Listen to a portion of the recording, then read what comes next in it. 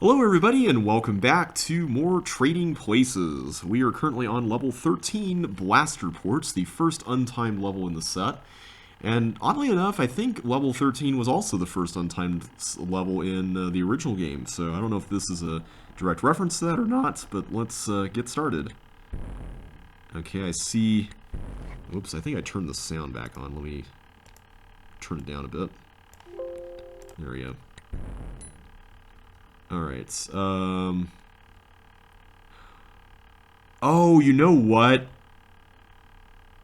I just realized something. This is not, this is Crazy Box. Okay, I don't know where these are coming from. I'm assuming the middle, right?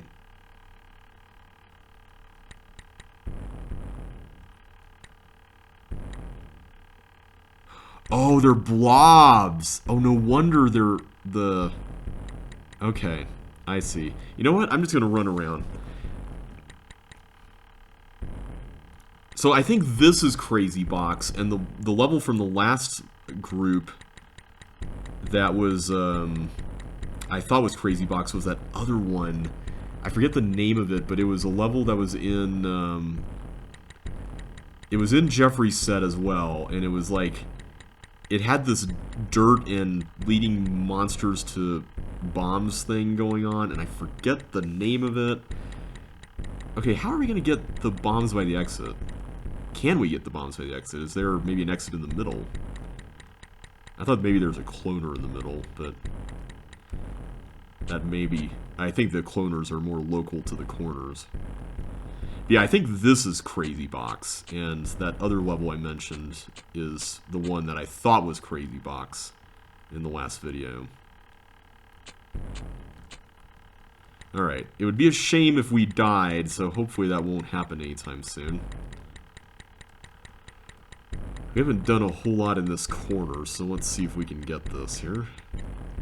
I'm kind of wanting to avoid getting chips until I know I can access all of them. Come on, blow up stuff. Thankfully this is, I feel like this is much safer in MS than Lynx. Because in Lynx, you'd have to watch out for dying here in the water, but that's less of an issue in MS rule set. Okay, we finally got that open.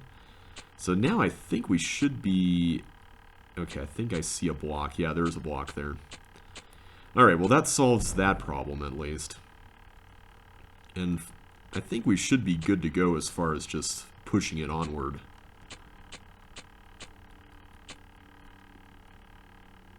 Okay, I'm hoping... Yeah, okay, I was gonna say, I'm hoping that getting these chips next to the clone machines isn't gonna, like, trigger a blob cloning onto me. But I don't think that would be the case. I'm pretty sure that won't happen, because they've been all working. Okay, that was pretty fun. I see why it's untimed. But I liked the, kind of the catharsis of doing that. That was a lot of fun.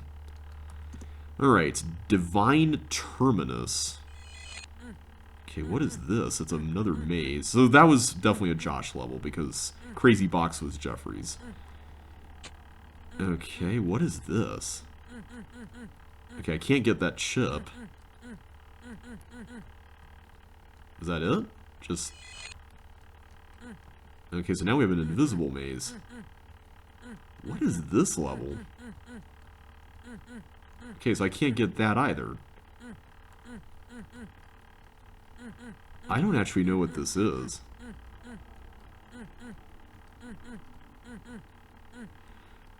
This layout, I'm looking at here, this room is very symmetrical.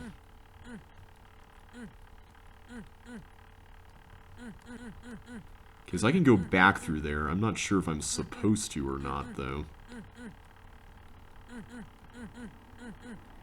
I feel like I'm getting very isolated glimpses at what this actually is, so...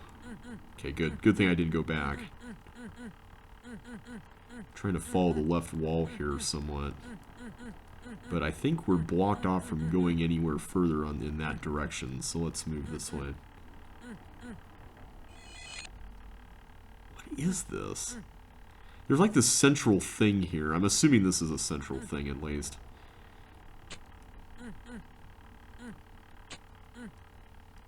Okay, so I can't get that.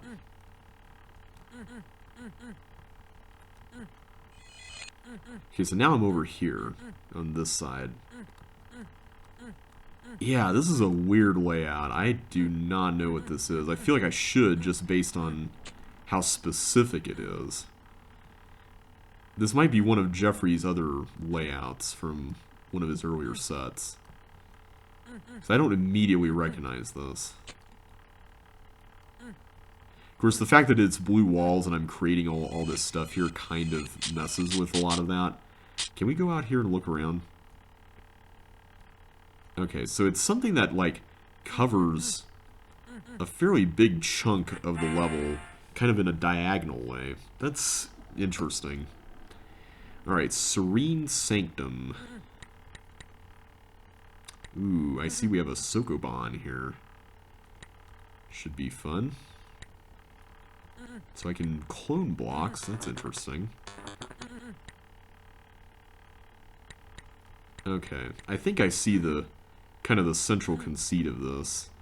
You just got to get enough here to make sure that you're good to go, right? Because as long as I do that, then I can just go here and do this, and we're good to go.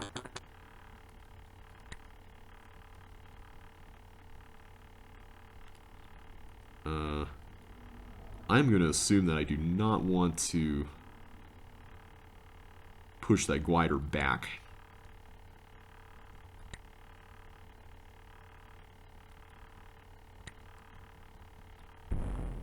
Let's do this.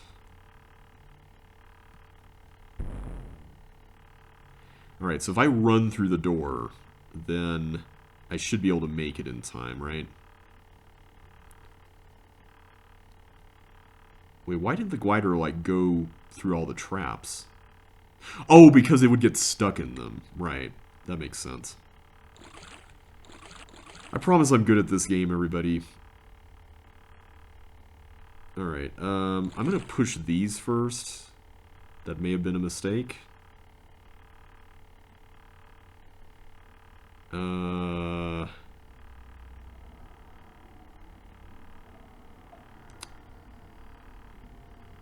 I'm gonna do this for now. Okay. So I can push blocks throughout here. I'm not sure how that benefits us yet, though. I do see that there is a method of getting to that teleport that way. I just don't see, like, what... Okay, I see that there's another teleport there. So maybe the purpose of this is to partial post this. But in order to fully take advantage of this, I'm going to need... Oh, that is the path. I think that actually is the path. I thought I had screwed it up, but thankfully I don't think I did. Oh, except one thing. Oh no, there is another thing there. Okay, never mind. I can just get another flipper.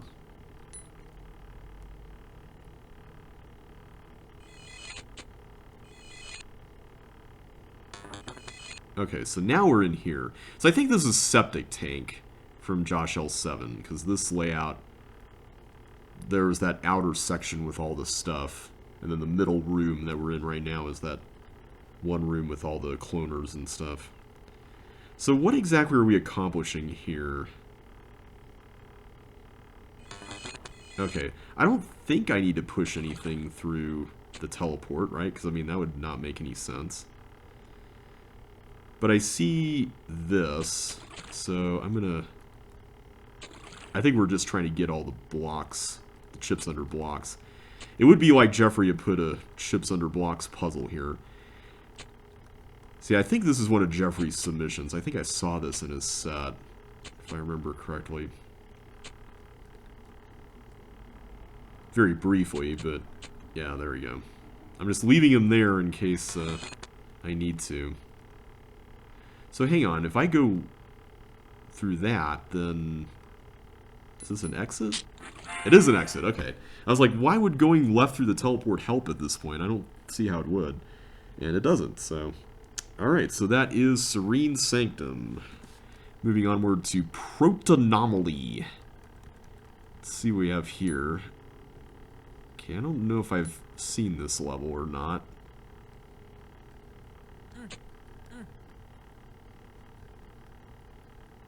Ooh, is this what I think it is?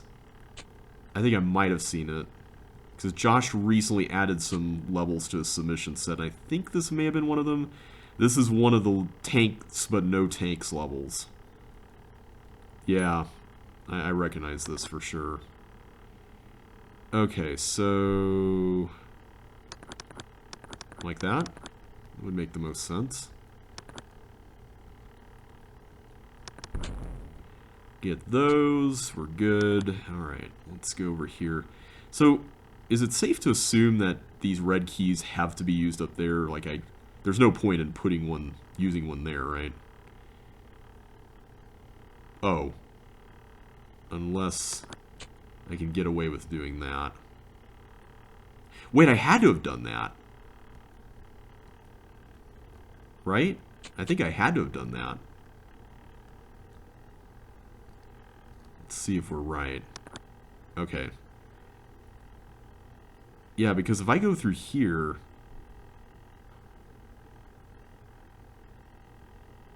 Oh no, I could have avoided it. Yeah. That was silly of me. Okay, let's go give us some lead time here. Alright, so maybe I should focus on this first. This section kind of reminds me of a level I made for Walls of CCLP1 called Hot Button Issue. I feel like I'm not doing this in a very optimal way.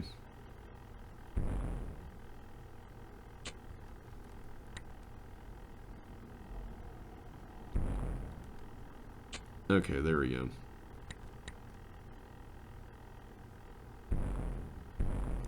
Perfect. Okay, that was fun. I liked that room.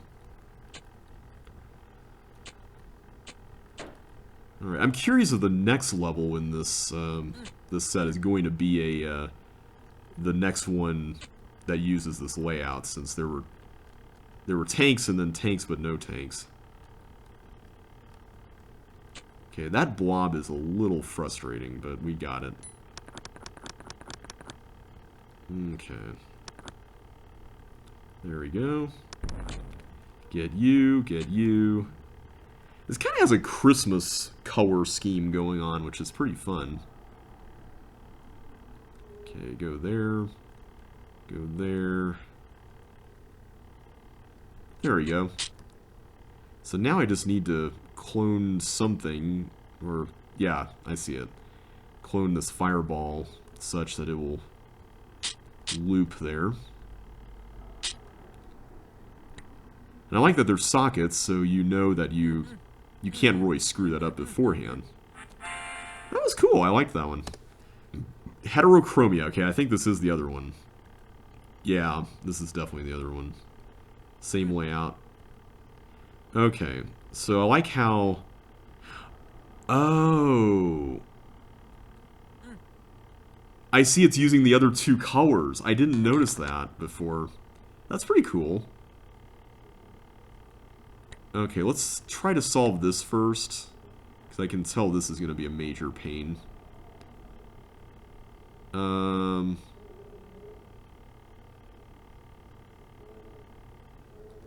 Let's do that. Okay. I don't want to cheat here, so I'm going to do that. And by cheat, I mean do things that are impossible in links. But thankfully, this is not that difficult.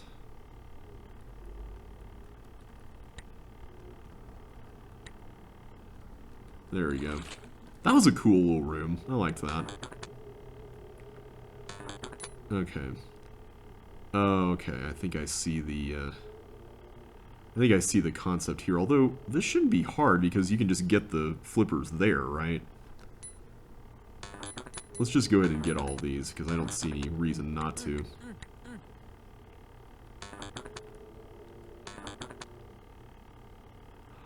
Oh, I do see the reason not to. That's clever. You have to get that one. You have to get it. Okay, let's do this first.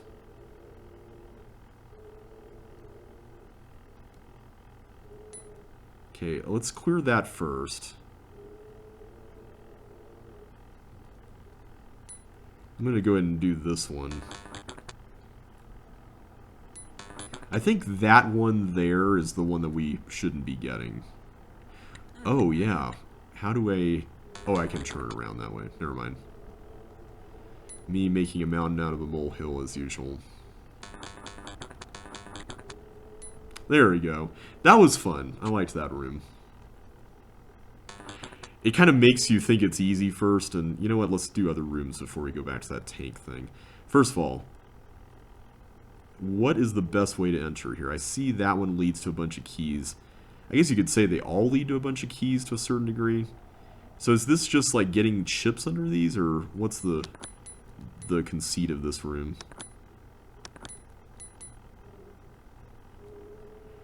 Alright, so as long as...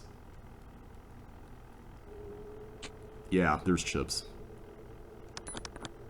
Whoops, I did not mean to open that, but we're fine. Well, we're fine unless we need to use these blue keys somewhere else, which, yeah, we do. Okay. Oh, I should have done this first. That's fine. I think we can do this without too much trouble. Okay, you all just go and stabilize there. There we go. Okay, that was thankfully not as bad as it could have been.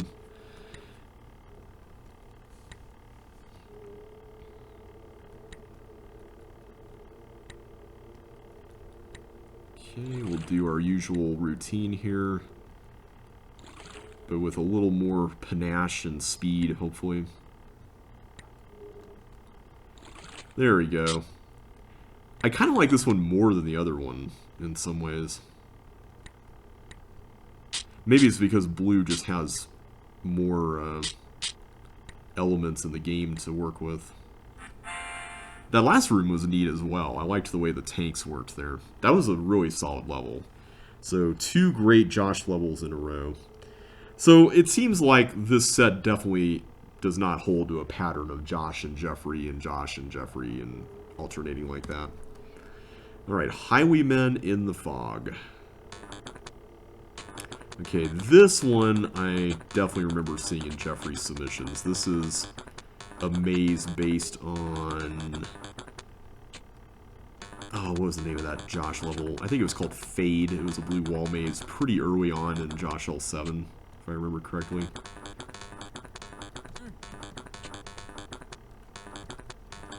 Okay, there. Interesting use of this, of the elements, too. I'm curious to know if there's going to be, like, a second phase to this. I'm predicting yes, knowing Jeffrey. In fact, I see some ice corners here, which is reinforcing that idea.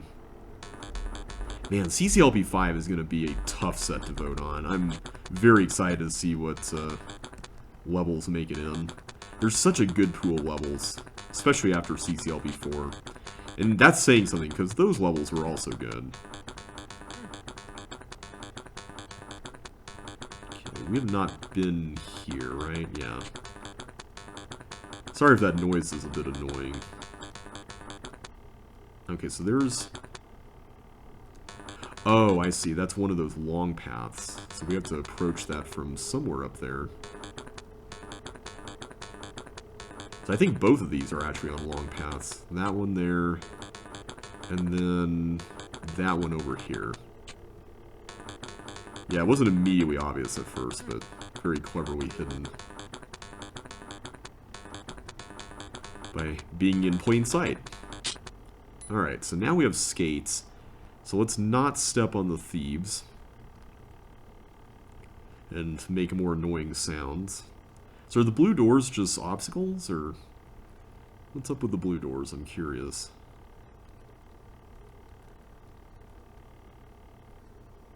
Okay, I see the exit right there. Is that... Okay, yeah, we just get right to it. That was a nice maze. It had a... I like mazes that have that kind of two-phase thing going on, and I feel like Jeffrey's really good at that. He even inspired me to do that with one of my own levels called It's Not Raining Rain, where you had to get like a bunch of stuff at like keys at the end. Ooh, Digital Underground Remix. I'm pretty sure this is All That Glitters from Josh L7.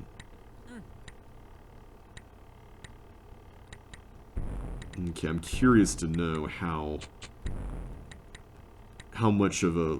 Oh, I should not have done that. I bet you were counting on me doing that, weren't you, Jeffrey? How linear is this? I'm just looking around here.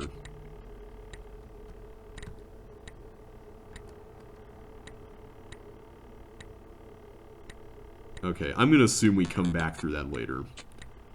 Let's hope, at least. I do not see how to handle that other than getting the flippers first, so I'm gonna try to do that. Okay, what is down here? Yeah, this level was originally like a really simple item, like just item collection level. I'm also seeing that there are some yellow keys, which is kind of making me wonder what's in store here. As far as like how tight this is going to be, and I totally messed that up for some reason. Okay, I just want to make sure that we're not missing something with this room. I don't think we are. I think this seems to be the intended route. Let's try going through here first, though.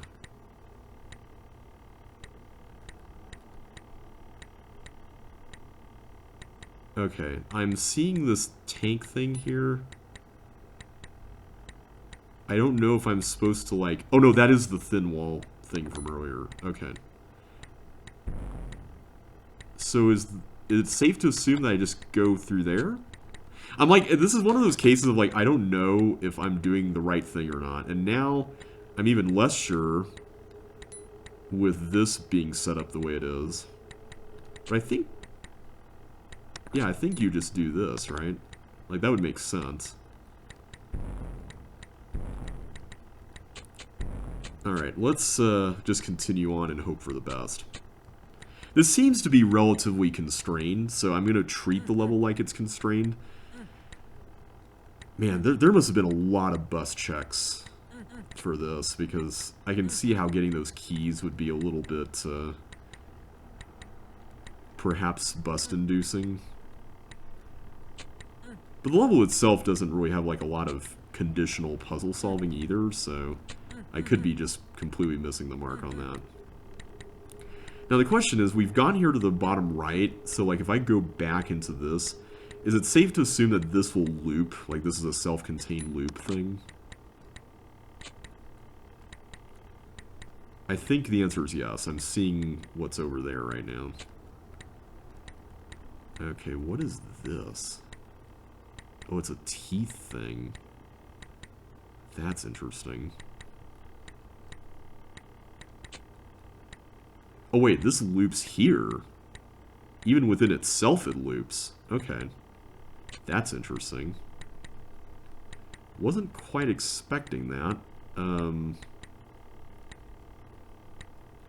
Okay, so let's get the teeth over there to this button first. And then let's... Oh. Oh, that is devious. Except I can go here. Ha! I evaded your trap. Maybe. I don't know if we're completely out of the blue yet here. And we're not. Okay, so lesson learned. Oh, wait a minute. No, I can go through here. This is, like, weirdly satisfying to get through all this. Okay. Whew! That was a relief. I was not sure how that was going to turn out, but thankfully it turned out well.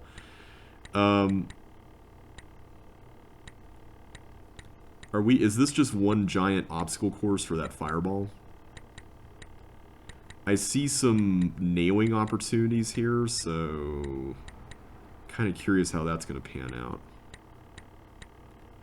Let's do this. I'm trying to see how much I can get away with not putting this block in a corner, but I don't think I can do anything other than this. I think if I'm going to get the fireball to where it needs to go.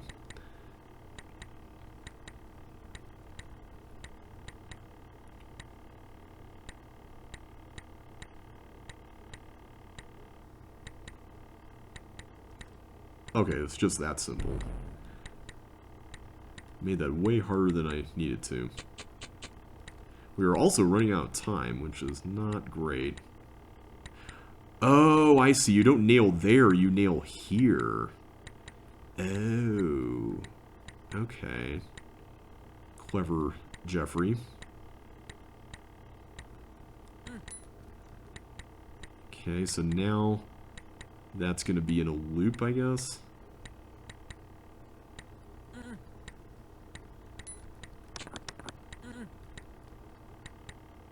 I'm just going to wait for it, yeah.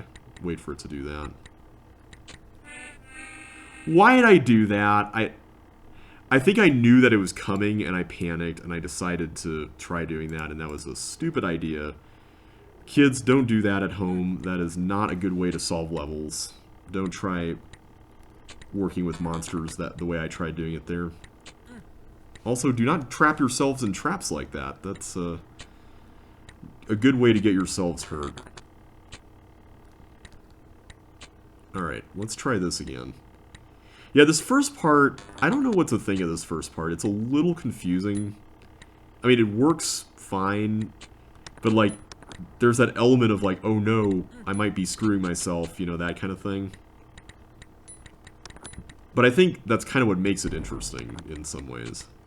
Is that you might be screwing yourself, and you kind of just need to be extra vigilant about what it is that you're doing in each area. And now that I'm seeing the full layout of the level, I don't really see a way to bust it. Maybe there is, and I'm just missing it, but the force floors there, I think, help against that somewhat, so that's kind of nice. Alright, I'm going to do this first. This room is kind of a little evil.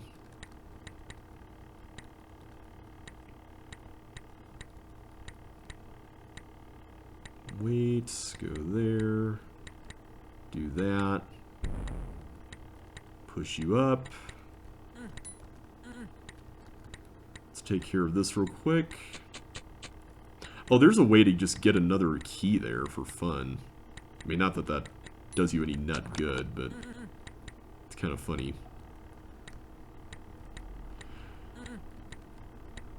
So one thing I'm noticing about this set that I really like is that Jeffrey is definitely offering ways to undo things that could potentially be considered a screw or a cook.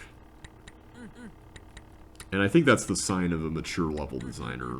That you're not forcing the player to just do things just because that's the way you wanted them to do it, unless a puzzle is just very clever for having that be the way to do that particular thing. I don't know if that makes sense or not, but I think there is a place for a puzzle that's tight versus a level in which a tight solution could be avoided. And that's something that I'm noticing. I could have sworn I had enough space there. That was really strange. I thought I had enough space there. And I didn't wait. My eyes just must be playing tricks on me there. Alright, let's just go through it again. So, while I go through this again, I suppose now is as good a time as any to follow up on my my previous kind of sort of serious talking point conversation that I had in a CC Let's Play, and this was toward the end of my Walls of CCLP 3 Let's Play, where I was addressing some comments I had made about one of Josh's levels that were a little harsh, and thankfully that whole situation turned out okay. You know, Josh heard the comments, and he was thankful for what I had to say about the whole situation and everything, and I think it worked out pretty well. And I'm hoping in the future that we can do like maybe a discussion podcast following the end of this level set, not just about the set itself, but maybe about level design and sort of where it's been and where it's going as a whole. I think that could be a really interesting roundtable discussion. But as part of Josh's response to my own response, there was a comment he made that kind of struck me as interesting, and it's not something that I've thought about, but it might be something that's worth talking about in one way or another, whether it's through this podcast or, you know, through some other forum in the future, maybe on the Discord server or somewhere. And that is this idea of what is considered acceptable in the world of level design. So what brought this up was, as part of his response, Josh had mentioned something where he said, you know, I don't know if there are any set standards for level design. And that really stood out to me because, to me at least, from my vantage point, Josh is... Oh, I see the problem. I thought these were evenly spaced, and they're not. Ooh, evil. I like it, though. Well played. Okay, that was the issue. But yeah, Josh said, you know, I don't know if there's any set standards for level design because, you know, I've been around the community for a while, and, you know, it's true, he has. And he made a remark where he said, you know, I noticed that JB really liked my level Frey Manor Isle, which is Walls of CCLP 3 level, that he didn't initially include in his CCLP 5 submissions, right? So he made the comment, you know, I eventually did include it in my set when I put more levels in, but it kind of made me wonder, you know, JB had made a comment that, you know, there's this section of the level where you don't use as many blocks as maybe you perhaps could, and he really liked the fact that that was the case, and it kind of makes me wonder, are there... Oh no. No! Oh, I thought the exit was right there. I thought the exit was right there. I should have seen that. That was silly of me. I'm making all kinds of silly mistakes on this one. I feel like this level could have been put later in the set. But who knows? Maybe this set is going to get really hard. So I should be careful what I wish for here. So anyway, about this puzzle in the level. I think it was the puzzle in... Oh, where was it? It was... like toward the beginning, where like you kind of had to put all these blocks through this trap turnstile mechanism, and I made a comment, I want to say, where I praised the mechanism. I thought it was really cool, and I think I made a comment in the Let's Play where I said something like, hey, you know, I like the fact that there's only 3 blocks here. It doesn't feel like it overstays its welcome. And I thought, you know, it was a pretty innocuous comment at the time, and I still think it is. But the reason why I made it was because I thought, you know, hey, this didn't need to be longer than a certain amount. You know, you don't need to have like 6 blocks in there to get the point across, right? 3 blocks is enough.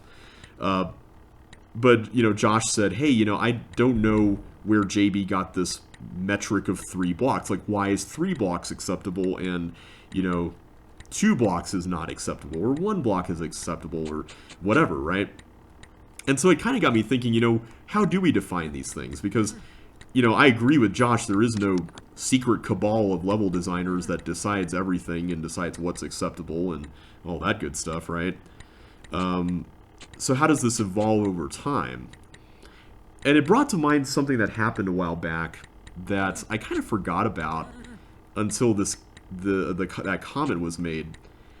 And it was around the time of the CCLP 1 set assembly. So one thing Josh has mentioned in his recent Let's Play of Josh CCLP 5, his submission set, is that he kind of found the period of assembling CCLP 4 rather stressful. So Josh, I'm just going to give you a heads up.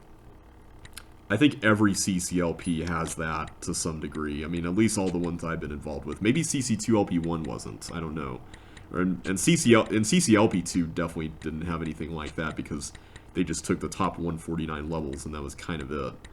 But CCLP3, 1, and 4 all have had some element of very difficult decision making involved when it came to deciding what levels were going to ultimately be inducted into the final product.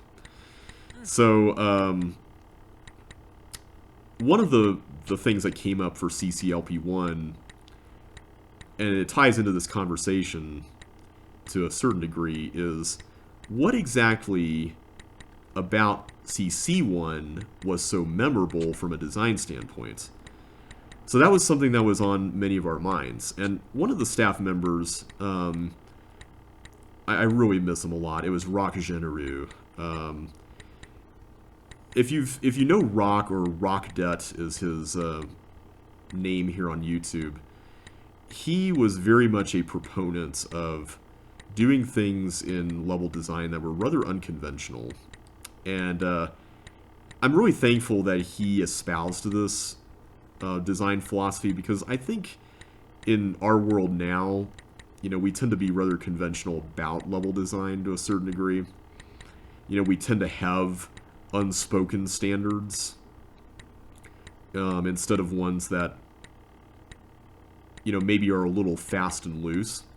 And that was something that I think CCLP2 in particular was rather well known for, because CCLP2, there really wasn't a whole lot in the way of what, like, critique, we'll call it, in the realm of level design. Like, you had some people who stood out just because they made more levels, like Eric Schmidt, I would say, is one of those designers. Tyre Thalian's Wrath, they were one of those designers. But, like, overall, I wouldn't say that there was anybody who dominated level design from a... Oh, come on, really? How do you get past that? That's a rather frustrating thing to put at the end of the level. I'm just going to say that. There wasn't really anybody in particular who, everybody looked to, like people tend to look at Josh or Jeffrey nowadays as, the most seasoned veterans to some degree. And I'm sure there will be level designers today who are getting their start who will probably be known by that distinction in the future, and I don't mean that in a, like an elevating kind of way where you're better because, you've designed more levels or anything like that. But I do think there is something to be said for going through the pains of making a lot of different things and seeing what sticks. And there are some people who don't have to do that. I've seen people who it just comes more naturally to them. And then there are people who need to do that kind of experimentation like Josh and Jeffrey have done in order to get to that point where they know what works, at least for them and their audiences, and what doesn't work. But, back in CCLP2, we didn't really have any of that. We didn't have standards. We didn't have anything that really constituted a good level, other than the fact that a lot of people talked about it. So if something was more difficult, that tended to stand out more, and so therefore that would be considered something that would maybe be more eligible for a set, and that's, I think, what kind of contributed in part, among other things, to the difficult levels that were in CCLP3. I think at that point, a good level was less about the level being good, and it was more about the fact that it stood out. So this is kind of where my comments about memorability come back into play here. I don't think, these days, I don't think a level being, how should I say this? It's like, I'm not really sure if a level being memorable or not is necessarily a reflection of how much work was put into it. And I think I made a similar comment to that at the end of that video where I responded to Josh's remarks. And that's not a bad thing. It's just kind of the nature of the fact that we have a lot of different levels and just a lot of different designers and stuff to keep track of these days. And so the things that tend to stand out more, I think, tend to be the levels that are well designed versus the ones that are difficult, just because we've been down the road of difficulty. So anyway, back to this whole thing about rock. I remember during CCLP1 and the process to assemble it, there was this designer that Rock really enjoyed a lot, and I think it was a friend of his, if I'm not mistaken, who went by the name of Blue. I think Blue was the nickname that he went by. I want to say his real name was Mark or something like that. But for lack of a better way of putting it, Blue's level design sensibilities were very similar to Rock's in some ways, in that there was a high emphasis on, we'll say, getting an idea that okay, that's how you do it. You just trap the teeth in there. Okay, that's not so bad. That's actually pretty simple. I was making that harder than it needed to be. There was a higher emphasis on the maybe not aesthetic, but like the kind of thing that was desired to be done with the level rather than the idea behind it. Okay, I'm trying to see what we are doing here.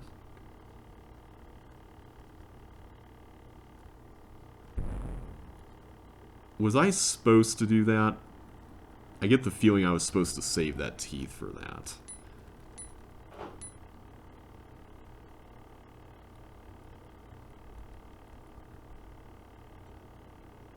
I'm going to assume if I do this... Oh no, it's stuck up there. So anyway, Mark or Blue had submitted these levels for... Oh no, that's interesting. Am I supposed to just get rid of all these? Oh, that is fascinating.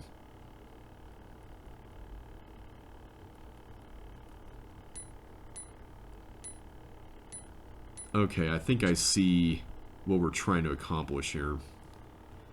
That's interesting. I kind of want to do this room first because I can see this potentially being a pain.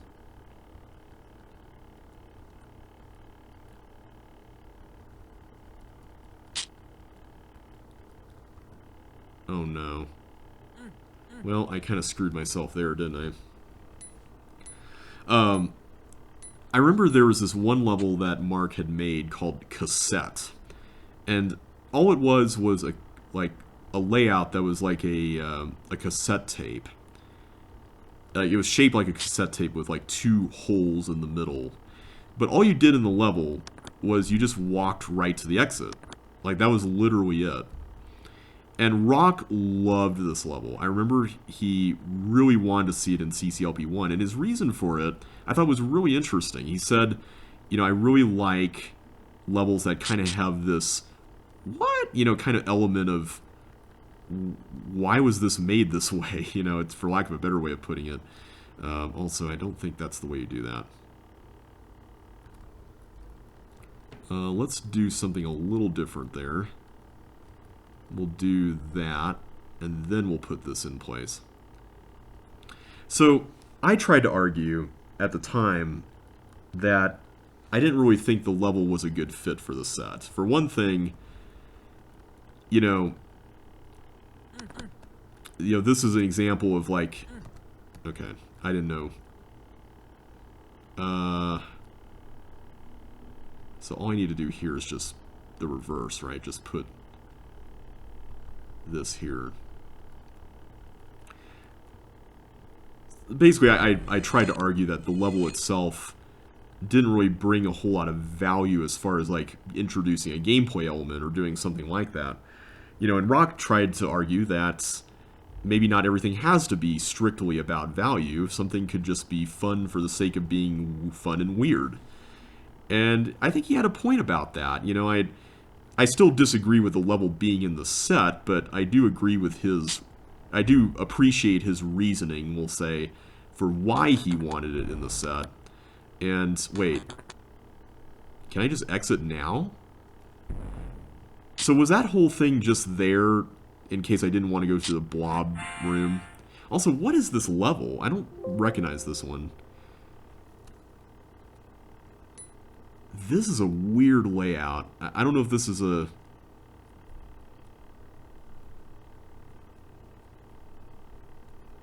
Yeah, this is a really weird one. I'm going to have to look at this one more closely. This might be one of the other Ultimate Chip layouts. Alright, I'm going to go ahead and stop there for now. We kind of took our time with some of these ones, and we're at the end of the second decade, so I'm going to go ahead and end the video here. But the point I'm trying to make with this is that it kind of got to the point where, you know, we eventually just decided, you know, this level was very low in voting, and because the community did not vote very highly on this, because it's basically just walking to the exit, then we shouldn't really put this in the set if the community doesn't want it in the set. And so, you know, he realized that was important. But it kind of got me thinking, you know, why is a level that is a little odd and strange, you know, maybe by some design standards that we might consider conventional, necessarily a bad thing, right? And who decides that something is good or bad to begin with? And obviously, you know, you could make a case that there are objective standards to be had, but, you know, we don't really specifically state them. And maybe it is, you know, time that we did have a forum for discussing what could be good and bad, and maybe allow other voices to chime in on that. You know, obviously I've got opinions that are my own, and they're not necessarily objective opinions about what is good and bad. You know, there may be some things, you know, related to gameplay that are more a matter of the user experience that are maybe a little more objective to some degree. But at the end of the day, you know, I don't think we as a community have been intentional about, you know, being having conversations about these things. And I think having these podcasts might be a good way to do that. I know in the board gaming design world, there are similar kinds of venues for that kind of thing, where there are definitely trends in terms of mechanisms and gameplay styles and different types of arcs in games and things like that from a design standpoint that people come up with on their own, but then when other people discover them when they're released to the public, they're like, ooh, maybe I could use that, maybe I could do something with that and incorporate other ideas into it. And then it just kind of evolves and does its own thing, and that's a really cool thing. But that doesn't happen just by virtue of people playing each other's things. There are also events where people test each other's prototypes and you know, rate each other's designs and, you know, do things like that where you can get feedback. And I think that's really neat. I would love to see something like that for the CC world, where, you know, different opinions can come into play and be offered for different people's levels and whatnot. Anyway, those are my thoughts on that. I know that wasn't exactly, that was kind of a long-winded way of getting to that point, but that's kind of what's been on my mind ever since Josh made that comment, and I think it's a good idea to look at maybe doing something like that on a regular basis for the future.